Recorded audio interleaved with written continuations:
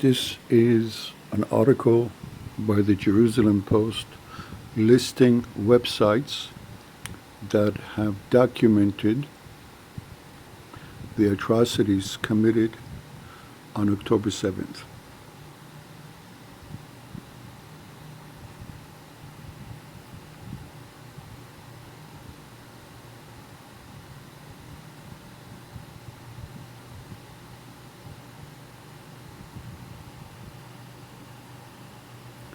This is a good website.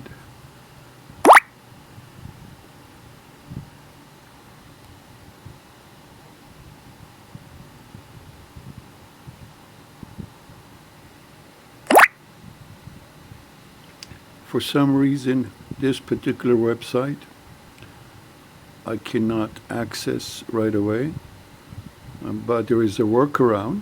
If I copy the website and just go to a Google page, then I can see it. I do that by the following.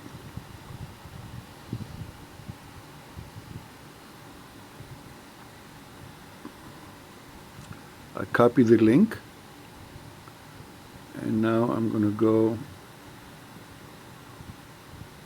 search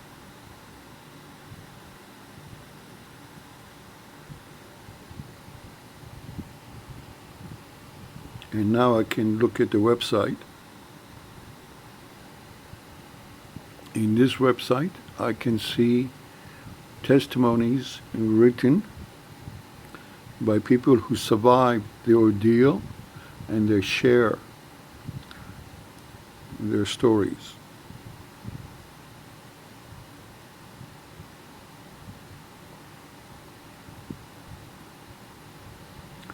So I'm going to read out loud for a few paragraphs what this particular person testified to.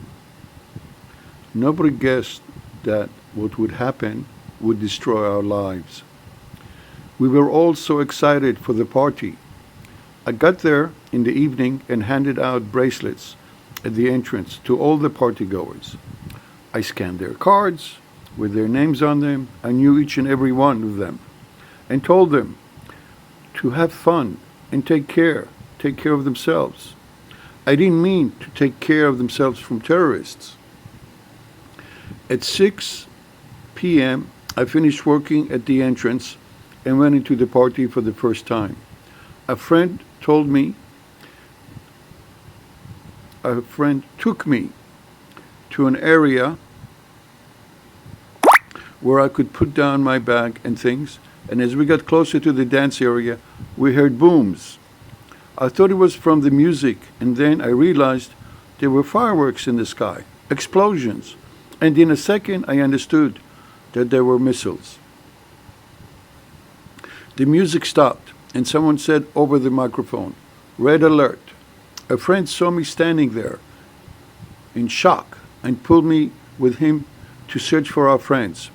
We got to the area with all the cars and made the decision, a very difficult and wrong one, looking back, not to leave right away, as we were afraid there would be another siren while we were driving and we would panic. I told all the partygoers to have fun and take care of themselves. I didn't mean to take care of themselves from terrorists. No one guessed that what was about to happen would destroy our lives. After a few minutes, security guards arrived and shouted at us hysterically to get into the car and get away. I got a message in a WhatsApp group for the Nova organizers that there was shooting and it wasn't clear where it was coming from. And this is where the story of our insane escape begins. I called the friends who had managed to get out on time and begged them to get me out of the parking area. I drove just a few meters in the direction of the field. According to the instructions from the police on the ground, that it was an escape route that doesn't cross the main road. Some friends called me and yelled at me to run away because the car had been shot at. Others told me to keep driving. I drove alone in my car, completely helpless. One of the first cars leading the convoy into the field. After a few terrified minutes of driving, I saw a friend do a U-turn and start driving in the opposite direction. "What happened?" I shouted, and he shouted back, "There are terrorists. Turn around." Shahar, my first angel. I turned around. Many others also turned. The first few didn't manage to turn in time and were hit by a volley of shooting. I was in trouble from both sides, and maybe the split-second decision to leave the car. I took my phone and a small bag and decided to escape in the direction of the orchards. We were a flock of sheep, and the slaughter began. I saw them falling next to me, shouting next to me, crying hysterically, and calling their friends' names.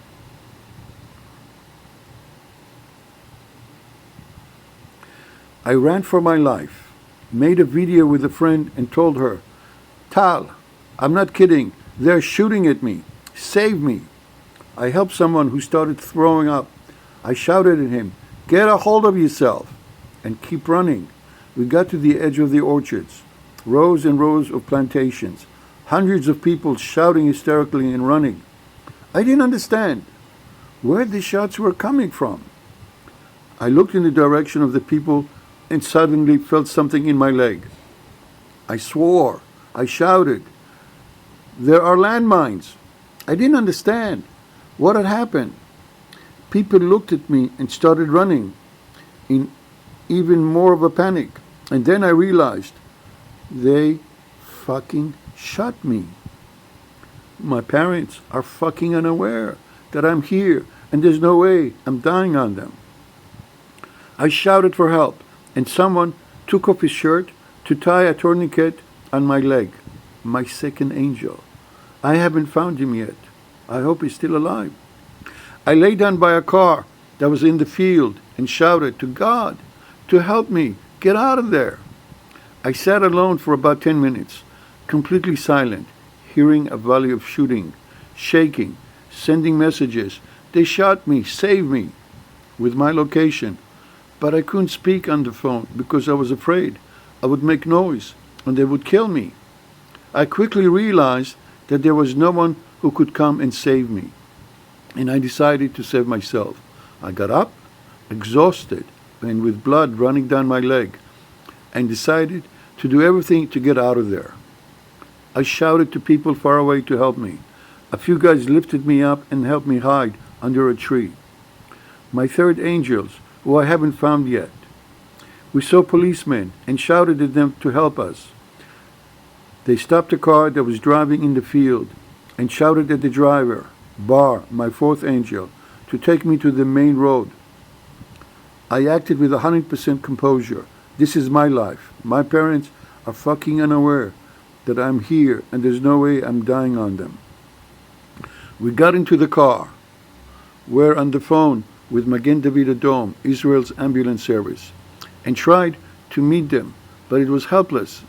In the end, we managed to meet up with some soldiers and went to a clinic in Seilim, where there were a lot of gunshot victims.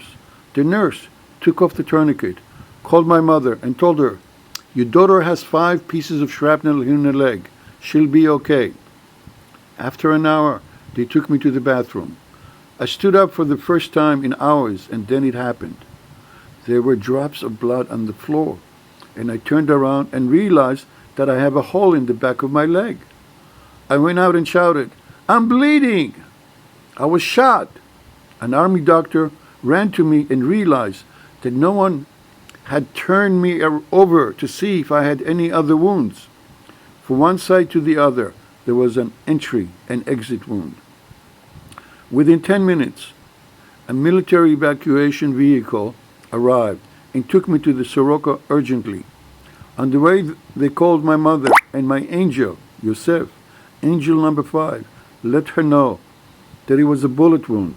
We got to Soroka, and the craziness started. Shouting, journalists, cameras. They quickly got me into the trauma room, hooked me up to the machines, injections. I was crying hysterically. They put me under, and that's it. I don't remember much more. My soul is broken. They slaughtered us. My eyes can't believe what they saw. And there are holes in my leg. But there are so many more in my heart. All this time, my parents were at home with no ability to communicate with me or get to me. Yosef was with me from the first moment in the car and in Tseilin until the moment I woke up in the recovery room. My father managed to get me out of Soroka that night and finally took me home to hug my mother and brother. In the morning, I went back to the hospital for another checkup and x-rays. The doctor said that my leg won't ever be the same. But I am a medical miracle. Everything that happened to me is a string of miracles. The place where the bullet entered and exited, the tourniquet that saved my life, the angels who saved me, and one God above, all who watched over me. My soul is broken. They slaughtered us. My eyes can't believe what they saw, and there are holes in my leg. But there are so many more in my heart. I beg you to save my friends, those who are missing, and those who were kidnapped. You owe us that. Hadar-Or E.